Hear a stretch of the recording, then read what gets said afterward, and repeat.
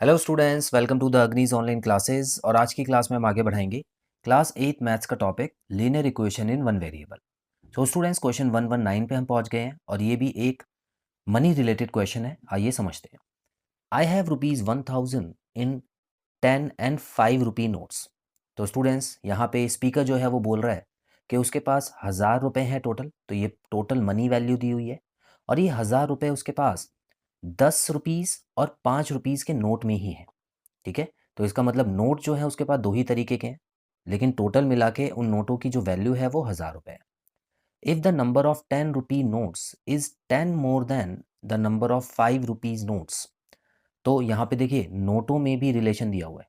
अब इनमें आपको बताया हुआ है कि जो 10 रुपये के नोट हैं वो ज़्यादा हैं, 5 रुपये के नोट हैं वो कम है, और 10 रुपये के नोट कितने ज़्यादा हैं? 10 ही ज़्यादा हैं, मतलब 10 संख्या में ज़्यादा हैं।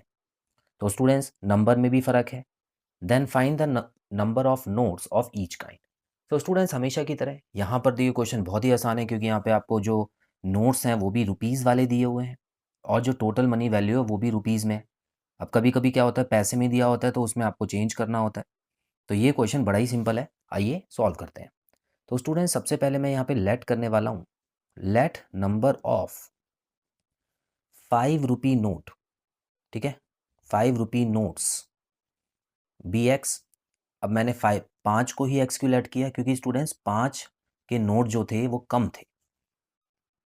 And number of 10 rupee notes कितने हो गए स्टूडेंट्स? देखिए यहाँ पे लिखा है ना, if the number of 10 rupee notes is 10 more than the number of 5 rupee notes. तो ये लीजिए, तो यहाँ पे मैं लिखूंगा x प्लस 10। तो अगर x है ये, तो ये है x प्लस 10। तो दोनों के नंबर तो हमको समझ आ गए। अब कुछ नहीं करना आपको, अब सीधा सीधा इक्वेशन बनाएंगे। तो यहाँ पे देखिए, यहाँ पे आपको मनी वैल्यू दी हुई ना 1000 रुपये। तो 1000 रुपये आपको यहाँ पे रुपीज़ में दिया हुआ है। अच्छा, यहाँ पर इतने नोट है 5 रुपये के और इतने नोट हैं 10 रुपये के। अब स्टूडेंट्स देखिए, दोनों साइड में सेम चीज़ नहीं है, क्योंकि यहाँ पे नोट दिए हुए हैं आपको, है ना, नंबर ऑफ नोट्स हैं और यहाँ पे वैल्यू ऑफ नोट है। तो मैंने आपको हमेशा बताया स्टूडेंट्स कि ऐसे क्वेश्चंस में आपको दोनों तरफ या तो नंबर होने चाहिए या दोनों तरफ रुपीज़ में वैल्यू होनी चाहिए। तो यहाँ पर हम क्या करने वाले हैं, इनको हम वैल्यू में चेंज कर देंगे मल्टीप्लाई करके। तो यहाँ पे देखिए, 5 रुपये के नोट इतने हैं और हर नोट कितने का है? 5 रुपये लिखा है उस पर, तो उसकी टोटल वैल्यू कितनी हो गई? 5 से मल्टीप्लाई कर दें। और उसी तरह 10 रुपये के इतने नोट हैं, तो टोटल मनी वैल्यू कितनी हो जाएगी? 10 रुपीज़ से मल्टीप्लाई कर देते हैं। तो अब दोनों जगह रुपीज़ और रुपीज़ आ गए।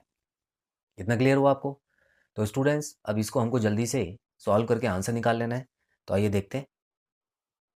इक्वेशन इतनी ही है और नहीं बनानी आपको। तो ये हो गया 10x plus 100 is equal to 1000। अब स्टूडेंट्स यहाँ पे देखिए, इनको हम ऐड कर देते हैं, 15x हो गया और 100 वहाँ जाके माइनस हो जाएगा, तो कितना हो जाएगा? 900। तो स्टूडेंट्स, यहाँ पे x की वैल्यू कितनी आ गई है? 900/15। तो इसको जब हम काट देते हैं तो ये हो गया, देखिए 60। तो इसका मतलब मैं यहाँ पे लिख सकता हूँ, therefore number of 5 rupee notes कितने हो गए स्टूडेंट्स? 60 नोट हो गए 5 रुपए के। And number of 10 rupee notes कितने हो गए स्टूडेंट्स? 70 हो गए, क्योंकि देखिए x प्लस 10, तो 70 हो गए 10 रुपए के और 60 हो गए 5 रुपए के। अब एक बार चेक कर लें इसको जल्दी से। अच्छा, एक बात बताइए, आपके पास अगर 70 नोट हैं 10-10 रुपए के, तो कितने हो जाएंगे? 700 रुपये हो जाएंगे आपके पास। और अगर 60 नोट है 5-5 रुपए के, तो इसको देखिए, मतलब 2 नोट 10 रुपये बनते हैं, तो इसका मतलब है 60 नोट, मतलब 30 नोट जो होंगे वो होंगे, 60 नोट होंगे 300 रुपये के। ठीक है, मल्टीप्लाई ही करना है आपको और कुछ नहीं करना। तो देखिए, साथ में मल्टीप्लाई कर दिया मैंने, तो 300 रुपये ये हो गए, 700 रुपये हो गए, टोटल कितने हो गए? 1000 रुपये हो गए। तो बस इसी तरीके से आपको आसान तरीके से मनी के प्रॉब्लम सॉल्व करनी है स्टूडेंट्स। तो आइए, बहुत जल्द मिलते हैं अगली क्लास में। Till then students, bye bye.